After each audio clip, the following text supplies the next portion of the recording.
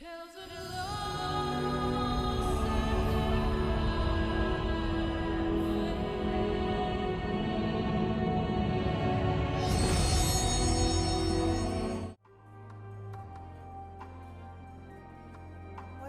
of death. Julius woke to near darkness. He was but one of many soldiers, young and old, lying in Turtrim. Every elm of the carriage floor was covered in bedrolls, leaving no room for careless movement. Taking care not to disturb the others, he sat up, straining to make out the hands of the old clock salvaged by who knows who that was hidden somewhere in the gloom. The near edge of dawn. Further down, beyond his sleeping fellows, was the wavering blue glow of the cerulean stove. It was not the cold that aroused him from his slumber. We're old friends now.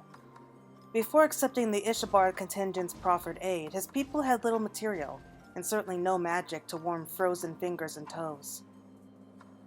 The exhaustion that often carried him to sleep still failed to prevent him from regularly stirring in the night. Thinking he might pass the time with fresh air at least, he reached down to drag his boots and bag towards him.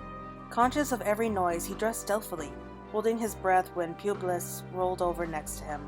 Fortunately, there came no word of complaint, and Julius was free to slip out and mull over the events of the previous night in peace. They had been huddled around a lamp in an out-of-the-way corner, the familiar scent of honey and spice wafting from their cradled mugs, the one comfort afforded by the surplus in rations. The conversation had again settled into a lull when Publius broke the silence. "I may leave for Charlian." The grimacing youth, of an age with Julius, though low in rank, had barely spoken a word all evening. Now that he had, none knew how to respond. It wasn't surprising, inevitable really.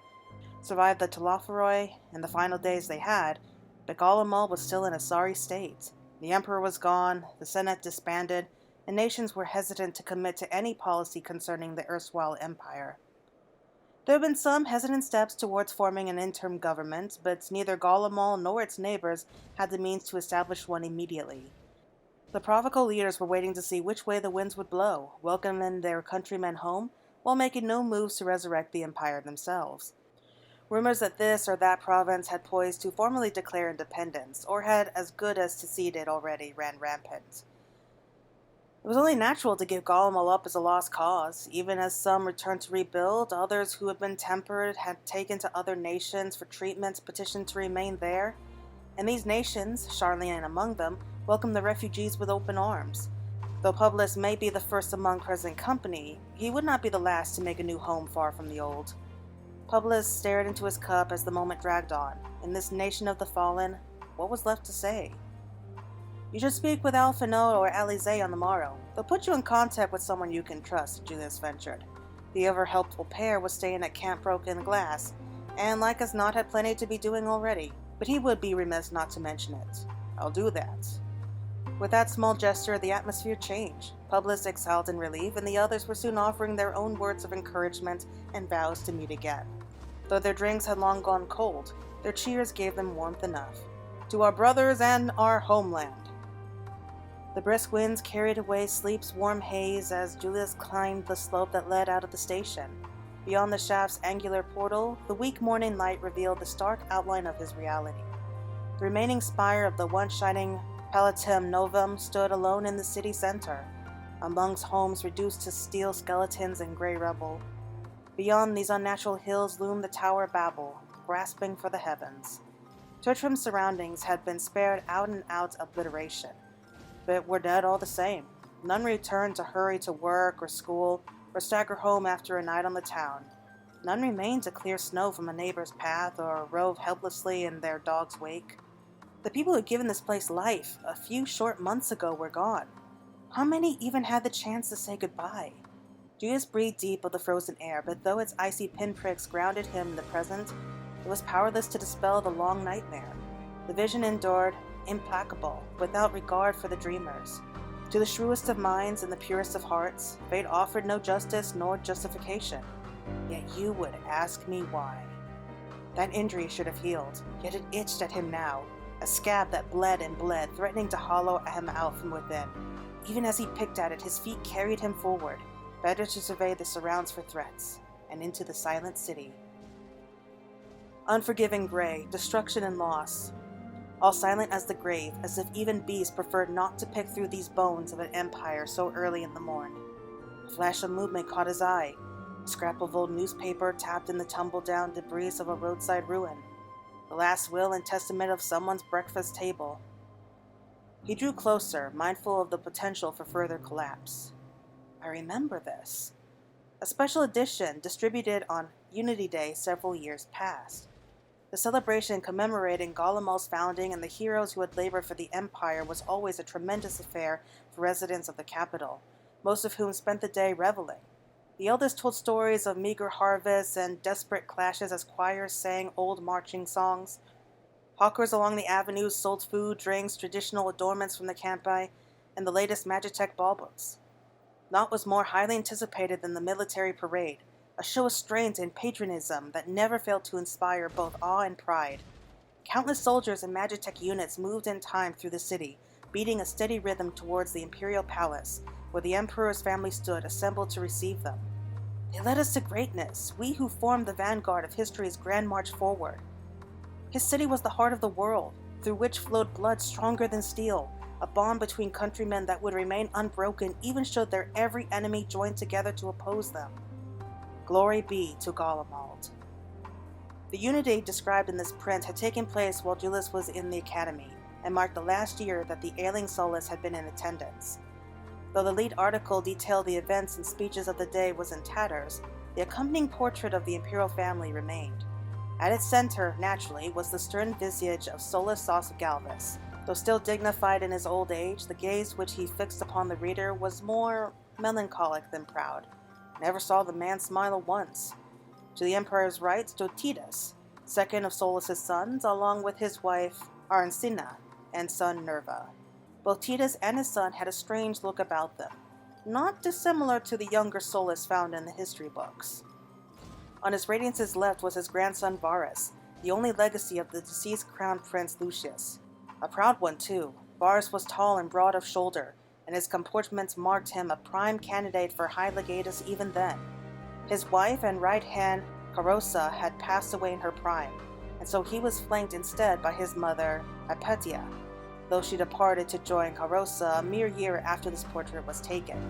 She supported Varus's claim to the throne until the very end.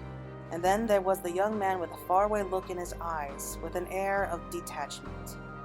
Would you be happier had I had a good reason? Xenos yelled Galvus.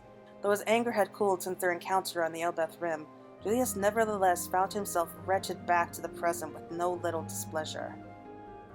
His homeland was gone, that much was plain. Even as he clung to the ragged scrap of remembrance, he hadn't known then whence the fervor of that day would lead, but knew well now that it would never be reborn. Even should Galamald rise from the ashes, its age had ended. What of us? A new day had dawned, and Julius would not suffer his people to remain in the dark. Yet what star were they to follow? Julius shook out the paper, folded it neatly, and tucked it in his pocket before leaving the ruin behind. The streets were still and silent, his crunching footsteps the only sound. Playing his role of watchman, he investigated the semi-intact structures he came across, but found little of note. No food or supplies remained, only the detritus of peaceful lives. Not worth saving then or now. A fine layer of ash covered splintered furniture and forgotten trinkets, forming cairns in the gloom. After a time, he arrived at a house he had never explored in his previous wanderings. With the roof torn off and the walls half crumbled, it seemed unlikely to hold anything of value, but he nevertheless picked his way through the frosted rubble that would have once formed the lintel. Once inside, he dusted himself off and took in his surroundings, and drew a startled breath. Julius had seen enough death by now to recognize it at a glance. He approached the soldier and knelt to examine his corpse. Though the cold had prevented a significant decay, it was clear he had died some time ago. Had it been during the war, the body would have been removed, so he could only have been one of the tempered or their victims. The bite and scratch marks suggest the latter, like the scars my family gave me. He removed the helmet carefully, not a face he recognized, so probably not a member of the First Legion. Just another poor soul who had escaped the tempering, exhausted the last of his strength, and died anyway. Julius would offer no gods-bound prayers as an Eorzean might, but nevertheless set the helmet aside to pay his respects. Though the sentiment rang hollow, he silently encouraged the deceased to find peace with his ancestors and watch over his kin.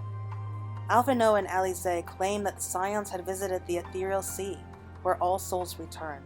There they were healed of their traumas and washed clean of memories, even should not a single prayer be offered on their behalf. Their deeds in life had no bearing on their place within the relentless machinery of death and rebirth, made no more difference than the Golomal's vaunted unity had to its ultimate fate. If the twins spoke true, then what meaning was there in any of it? What was life if not another pointless parade? It occurred to him that this was probably not the most respectful place to ruminate on life's worth. My new friend here would certainly have an opinion. He had no tools for a proper burial, but if he could at least make note of the man's name. Alas, there was no identification to be found, understandably not a priority for you at the time.